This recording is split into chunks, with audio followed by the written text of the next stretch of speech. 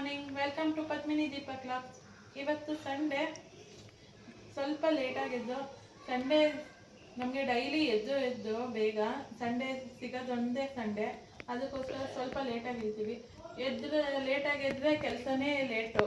ಎಲ್ಲ ಕೆಲಸ ಮುಗಿಸಿ ಮಾಡೋಷ್ಟೊಳಗೆ ಎಲ್ಲ 12 o'clock ಆಗುತ್ತೆ. ಬೇಗ ಇದ್ದರೆ ಬೇಗನೆ ಮುಗಿಯುತ್ತೆ. ಅದೇ ಮಲ್ಕೋಬೇಕಲ್ವಾ, ಸ್ವಲ್ಪ ಒಂದು 7 o'clock ತನಕ ಮಲ್ಕೊಂಡ್ವಿ. ಎದ್ದು ಈಗ ಅತ್ತೆ ಚಪಾತಿ ಮತ್ತು ಗ್ರೇವಿ ಮಾಡಿಟ್ಟಿದ್ದಾರೆ. ಈಗ ಎಲ್ಲರಿಗೂ ಚಪಾತಿ ಗ್ರೇವಿ ಹಾಕ್ಕೊಟ್ಬಿಟ್ಟು ನಾನು ಸ್ವಲ್ಪ ಕ್ಲಿನಿಕ್ ಹೋಗಬೇಕು. ಅದಕ್ಕೋಸ್ಕರ ಸ್ವಲ್ಪ 7 o'clockಗೆ ಬೇಗ ಎದ್ದಿದ್ದೀನಿ. ಇಲ್ಲದೆ ಹೋಗಿದ್ರೆ ನಾನು 8 o'clock ಎದ್ದೇಳ್ತಾ ಇದ್ದೆ. ನಮ್ಮ ವಂಶಕ್ಕಿದ್ದಾನಲ್ಲ, ಅವನ ಜೊತೆ ಮಲ್ಕೋಬೇಕು. ಇಲ್ಲದೆ ಹೋದರೆ ಅವನು ನಮ್ಮ ಜೊತೆಗೆ ಎದ್ಬಿಟ್ಟು ಬಂದ್ಬಿಡ್ತಾನೆ, ತಲೆ ತಿಂತಾನೆ. ನಮಗೆ ರಜಾ ಇದ್ರೆ ಸಾಕು, ಬರೀ ತಲೆ ತಿನ್ನೋದು, ಇನ್ನೊಬ್ರು ಎಲ್ಲೋಗೋದು ಎಲ್ಲಿ ಬರೋದು, ಇದೇ ಕೆಲಸ ಅವನಿಗೆ. ಲಂಚ ತರ ಕೇಳ್ತಾನೆ. ಯಾರು ಹೋದ್ರೆ ಟಾಯ್ಸ್ ತಂದ್ಕೊಡ್ಬೇಕು, ಇಲ್ಲ ಚಾಕ್ಲೇಟು. ಅವ್ನು ಕೇಳೋ ಪೆನ್ಸಿಲ್ಸು, ಇದನ್ನೇ ತರ್ತಾ ಇರ್ಬೇಕು ಅಲ್ವೇನಾ?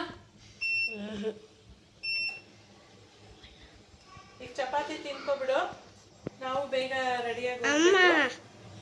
ಏನಪ್ಪ? ನಾಷ್ಟ ಮಾಡಿಕೊಂಡು ನಾವು ಕ್ಯಾಬ್ ಬುಕ್ ಮಾಡಿಕೊಂಡು ಕಾಮಾಕ್ಷಿ ಹಾಸ್ಪಿಟಲ್ಗೆ ಬಂದ್ವಿ. ದೀಪಕ್ಕೆ ಸ್ವಲ್ಪ ಕೈ ಫ್ರ್ಯಾಕ್ಚರ್ ಆಗಿತ್ತು, ಅದನ್ನು ತೋರ್ಸೋಕ್ಕೆ ಅಂತ ಬಂದ್ವಿ ಹಾಸ್ಪಿಟಲ್ಗೆ.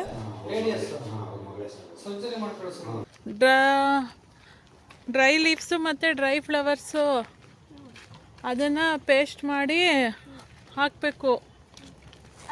ಮಾವಿನಕಾಯಿ ನೋಡು ವಂಶಿಕ್, ಅಲ್ಲಿ ಒಳಗಡೆ ಬಿಟ್ಟಿದೆ. ಹಾಂ, ಚಾಟ್ ನೆನಪಿಸು, ತಗೊಬರೋಣ.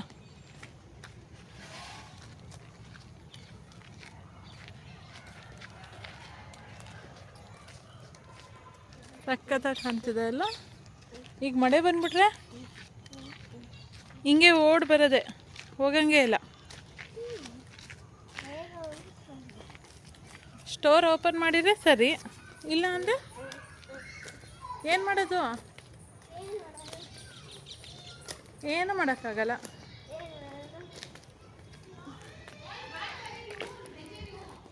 ಸೊ ಈಗ ನಾವು ಮಾರ್ಕೆಟ್ ಇದು ಮಿನಿ ಮಾರ್ಕೆಟ್ ಗಾಯತ್ರಿಪುರಂಗೆ ಏನು ಬೇಕು ತಗೊಂಡೋಗೋಣ. ಈಗ ಇತ್ತೀಚೆಗಂತೂ ಸೊಪ್ಪು ಸರಿಯಾಗಿ ಚೆನ್ನಾಗಿರೋದು ಬರ್ತಾನೆ ಇಲ್ಲ. ಆ ಸೊಪ್ಪು ಬಂದಿದ್ರೆ ಒಂದು ಕಟ್ಟೆ 15 ರೂಪಾಯಿ 20 ರೂಪಾಯಿ ಆ ಥರ ಆಗ್ತಿದೆ. ಒಂದು ಕೊತ್ತಂಬರಿ ಸೊಪ್ಪು ಕಟ್ಟೆ 20 ರೂಪೀಸು, ಪುದೀನ ಸೊಪ್ಪು ಕಟ್ಟೆ 20 ರೂಪೀಸು. ಸೊಪ್ಪು ತೊಗೊಂಡು ಬಿಡಿಸಿದ್ರೆ ಅದರಲ್ಲಿ ಸಿಗೋದೇ ಇಷ್ಟು. ಅದರಲ್ಲಿ ಸ್ವಲ್ಪ ಕೊಳ್ತೋಗಿರುತ್ತೆ, ಒಣಗೋಗಿರುತ್ತೆ, ಈ ಥರ ಆಗಿಬಿಟ್ಟಿದೆ ಸೊಪ್ಪು. ಮಳೆ ಇಟ್ಕೋ ಬಿಸಿಲು ತಾಪಕ್ಕೋ ಗೊತ್ತಾಗ್ತಿಲ್ಲ ಅದು. ನಾನು ಸೊಪ್ಪನ್ನ ಒಂದು 3-4 ಕಡೆ ಹುಡಿಕೊಂಡು ಲಾಸ್ಟಲ್ಲಿ ಇಲ್ಲಿ ಬಂದೆ, ಒಂದು ಕಡೆ ಸಿಕ್ತು ಅಷ್ಟೇ. ಅದು ಅಷ್ಟು ತುಂಬ ಏನು ಚೆನ್ನಾಗಿರಲಿಲ್ಲ, ಓಕೆ ಆ ಥರ ಇತ್ತು. ಈಗಂತೂ ಸೊಪ್ಪು ಸಿಗೋದು ಕಷ್ಟ, ತುಂಬಾ ಕಾಸ್ಟ್ಲಿ ಆಗಿಬಿಟ್ಟಿದೆ. ಹೇಗೋ ಪುದೀನ ಸೊಪ್ಪನ್ನ ಯಾವುದು ಅಷ್ಟಲ್ಲೇ ಆರಿಸ್ಕೊಂಡು ನಾನು ಬಂದೆ. ಏನು ಬೇಕು ಸರ್? ಸೇವ್ ಕೊಡಿ. ಎಷ್ಟು? 100 ಗ್ರಾಮ್ ಕೊಡಿ. ಏನು ಬೇಕು? ಚಾಕ್ಲೇಟ್ ಎಲ್ಲ ಕೊಡಲ್ಲ, ಗೊತ್ತು. ಚಿಪ್ಸ್ ನೋಡು. ಈಗ ಇದನ್ನು ಆಲೂಗಡ್ಡೆ ಮತ್ತು ಬಟಾಣಿ ಕೂಗಿಸ್ತಾ ಇದ್ದೀನಿ. ಪಾನಿಗೆ ರೆಡಿ ಮಾಡ್ಕೋಬೇಕು. ಸೊ ಪಾನಿಪುರಿಗೆ ಪಾನಿ ಮಾಡೋದಕ್ಕೆ ಸ್ವಲ್ಪ ಮೆಣಸು, ಪುದೀನ ಸೊಪ್ಪು,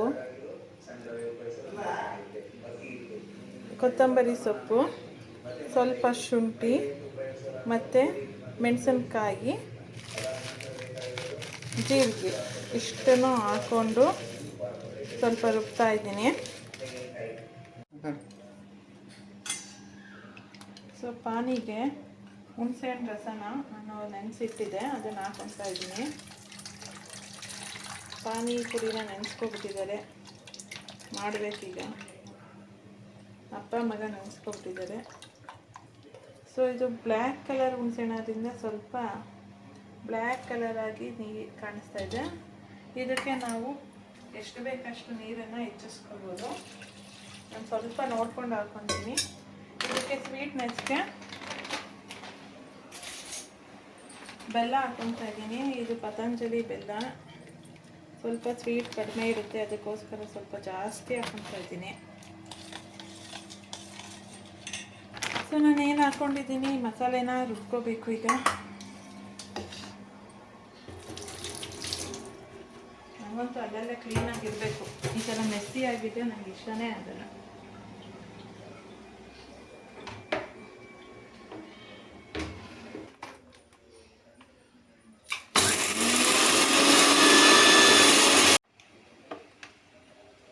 ರುಬ್ಕೊಂಡಾಯ್ತು. ಈಗ ಈ ಮಸಾಲೆನ ನಾನು ನೆನೆಸಿಟ್ಟಿದ್ದಕ್ಕೆ ಬಗ್ಗಿಸ್ಕೊತಾ ಇದ್ದೀನಿ. ಆ್ಯಕ್ಚುಲಿ ಪಾನಿನ ಒಳ್ಳೆಯದು. ಪಾನಿಗೆ ಜೀರಿಗೆ, ಮೆಣಸು, ಶುಂಠಿ, ಪುದೀನ ಎಲ್ಲ ಹಾಕಿರೋದ್ರಿಂದ ಡೈಜೆಷನು ಆಗುತ್ತೆ. ಕೆಲವರು ಗ್ಯಾಸ್ಟ್ರಿಕ್ ಇದ್ದು ಬಂದು ಕುಡಿತಾರೆ. ಸ್ವಲ್ಪ ಹಿಂಗೆ ಕೂಡ ಹಾಕ್ಬೇಕು ಇದಕ್ಕೆ.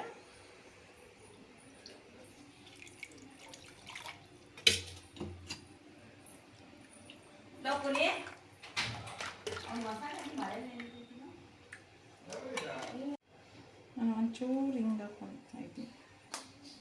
ಹಿಂಗೆ ಹಾಕ್ಬಾರ್ದು.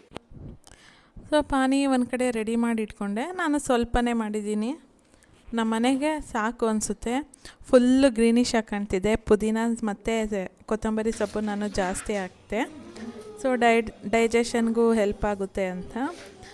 ಇನ್ನು ಈರುಳ್ಳಿ, ಕ್ಯಾರೆಟು, ಕೊತ್ತಂಬರಿ ಸೊಪ್ಪೆಲ್ಲ ಕಟ್ ಮಾಡ್ಕೊಂಡಿರಲಿಲ್ಲ, ಅದನ್ನು ಕಟ್ ಮಾಡಿ ಇಟ್ಕೊಬಿಡೋಣ.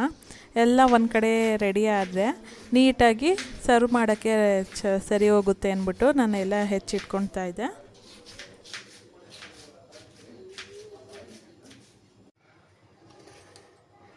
ಈಗ ಹಾಲು ಒಂದು ಕಡೆ ನಾನು ಪಾನಿಪುರಿಗೆ ಆಲೂಗೆಡ್ಡೆ ಬೇಯಿಸಿರೋದನ್ನೆಲ್ಲ ಹಾಕ್ಕೊತಾ ಇದ್ದೀನಿ. ಸ್ವಲ್ಪ ಬಟಾಣಿ ಬೇಯಿಸ್ಕೊಂಡಿದ್ದೆ, ಪೂರ್ತಿ ಬಟಾಣಿ ಬೇಯಿಸ್ಕೊಂಡ್ರೆ ಚೆನ್ನಾಗಿರಲ್ಲ ಅಂತ.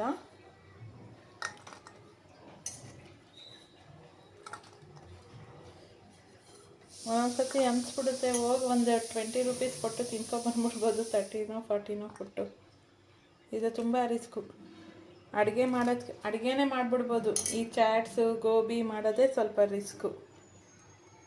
ಒಬ್ಬರೇ ಮಾಡಬೇಕು ಅಂದರೆ ಕಷ್ಟನೇ. ಇದಕ್ಕೆ ಈರುಳ್ಳಿ, ಕೊತ್ತಂಬರಿ ಸೊಪ್ಪಂತೂ 15 ರೂಪಾಯಿ ಒಂದು ಕಟ್ಟು. ಎಷ್ಟೊಂದು ಗಗನಕ್ಕೆ ಏರ್ಬಿಟ್ಟಿದೆ. ಇಷ್ಟನ್ನು ಹಾಕ್ಕೊಂಡು ಸ್ವಲ್ಪ ಅದಕ್ಕೆ ಮಸಾಲೆನೂ ಆ್ಯಡ್ ಮಾಡ್ಕೋಬೇಕು.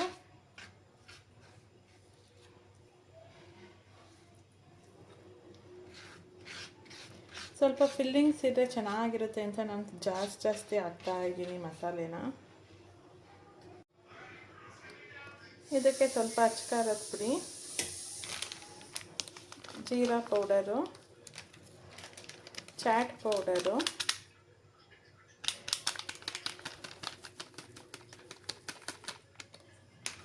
ಪಾನಿ ನೋಡಿ ಫುಲ್ ಗ್ರೀನ್ ಇದೆ ಅಂದರೆ ನಾನು ಕೊತ್ತಂಬರಿ ಪುದೀನ ಜಾಸ್ತಿ ಹಾಕಿ ಮಾಡಿದ್ದೀನಿ.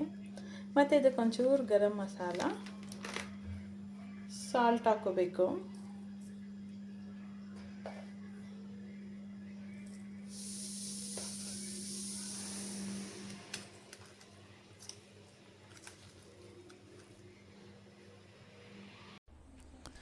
ಸೊ ಎಲ್ಲನೂ ಹಾಲಲ್ಲಿ ಸೆಟ್ ಮಾಡಿಕೊಂಡು ಎಲ್ಲರಿಗೂ ಪ್ಲೇಟಲ್ಲಿ ಸರ್ವ್ ಮಾಡೋಣ ಅಂತ ರೆಡಿ ಮಾಡ್ಕೊತಾ ಇದ್ದೆ. ನಮ್ಮ ವಂಶಿಕ್ಕು ನನಗೆ ನಾನೇ ರೆಡಿ ಮಾಡ್ಕೊತೀನಿ ಕೊಟ್ಬಿಡು ಅಂತ ಹೇಳ್ದೆ. ಅವ್ನಿಗೆ ಕೊಟ್ಬಿಟ್ಟು ಅವನೇ ಫಿಲ್ಲಿಂಗ್ಸ್ ಹಾಕ್ಕೊಂಡು ಅವನೇ ಪಾನಿಪುರಿಗೆ ಪಾನಿ ಹಾಕಿ ಅವನು ಕೆಲವ್ರಿಗೆ ಸರ್ವ್ ಮಾಡ್ದ, ಅವನು ಹಾಕ್ಕೊಂಡ.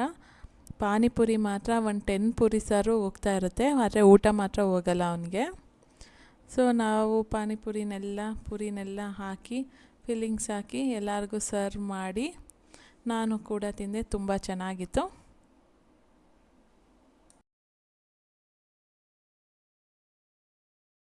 ಸ್ಟಫಿಂಗ್ ಅವನೇ ಹಾಕ್ಕೊಂಡು ಪೂರಿ ಎಲ್ಲ ಒಡ್ಕೊಂಡು ಅವನೇ ಪಾನಿ ಹಾಕ್ಕೊಂಡು ತಿಂತಾ ಇದ್ದಾನೆ. ಹಾಕೋ ಬಾಯಿಗೆ. ಫುಲ್ ಹೋಗುತ್ತಾ? ಹಾಂ, ಆಗಲ್ವಾ? ಹೇಗಿದೆ?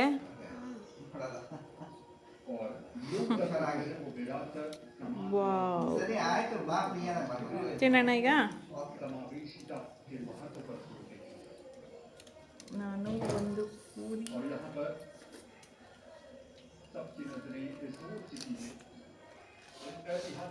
ಪಾನಿಪುರಿ ಪಾರ್ಟಿ ಮುಗಿಸಿ ನೈಟ್ಗೆ ರವೆ ರೊಟ್ಟಿ ತೊಂಡೆಕಾಯಿ ಕಡಲೆಕಾಳು ಪಲ್ಯದಲ್ಲಿ ತಿಂದ್ಕೊಂಡು ಇವತ್ತಿನ ಡೇನ ಹೀಗೆ ಎಂಡ್ ಮಾಡಿದ್ವಿ. ಸೊ ನಾನು ವಂಶಿಗೂ ಕೂಡ ಎಲ್ಲರಿಗೂ ಇವತ್ತು ನಮ್ಮ ಸ್ಕೂಲಲ್ಲಿ ಆಲ್ಟೋ ವಾಕ್ ಹೇಳ್ಕೊಟ್ರು ಅಂತ ಅದನ್ನು ತೋರಿಸ್ತಾ ಇದ್ದ. ಸೊ ಇಲ್ಲಿಗೆ ನನ್ನ ವ್ಲಾಗ್ನ ಎಂಡ್ ಮಾಡ್ತಾಯಿದ್ದೀನಿ. ಯಾರೆಲ್ಲ ಇನ್ನೂ ಸಬ್ಸ್ಕ್ರೈಬ್ ಆಗಿಲ್ಲ ಬೇಗ ಬೇಗ ಸಬ್ಸ್ಕ್ರೈಬ್ ಆಗಿ, ಲೈಕ್ ಮಾಡಿ, ಶೇರ್ ಮಾಡಿ. Thank you so much.